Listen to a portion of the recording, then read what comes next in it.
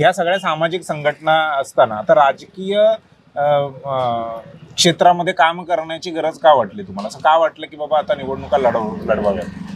कसं आहे, बिगर राजकीय आज आपण प्रत्येक संघटनेतले कार्यकर्ते किंवा पदाधिकारी जे कोणी असतील, संयोजक वगैरे काम करतायतच.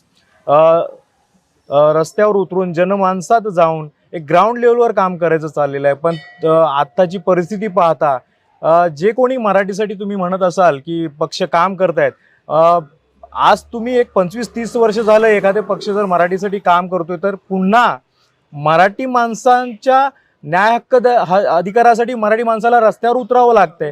आजची परिस्थिती बघतोय आपण, तर पक्ष कुठलाही असो मराठीसाठी काम करताना दिसत नाहीये.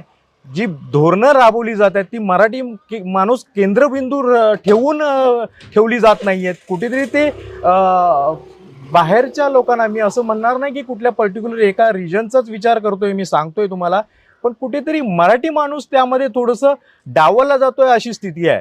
आणि यातून जर बाहेर यायचं असेल, आज आपण बिगर राजकीय काम करतोच आहोत, पण व्यवस्थेला जाब विचारण्यासाठी, व्यवस्थेला प्रश्न विचारायचे असेल तर थोडंफार व्यवस्थित पण जावं लागेल असा विचार आला. आणि हुतात्मा दिनी आम्ही संघटना एक हुतात्मा दिनी अभिवादन करण्यासाठी आलो होतो आणि तिथे गेलो होतो. तिथे थोडीशी एक प्राथमिक चर्चा झाली. काही संघटनांचे पदाधिकारी तिथे होते आणि त्यातून हा विचार पुढे आला की मराठी माणसांच्या न्याय हक्कासाठी लढायचं असेल, त्यांना न्याय मिळवून द्यायचा असेल तर आपल्याला राजकारणात उतरावंच लागेल. एक मराठी माणसाला, सर्वसामान्य मराठी माणसाला एक पर्याय एक द्यावाच लागेल आपल्या माध्यमातून.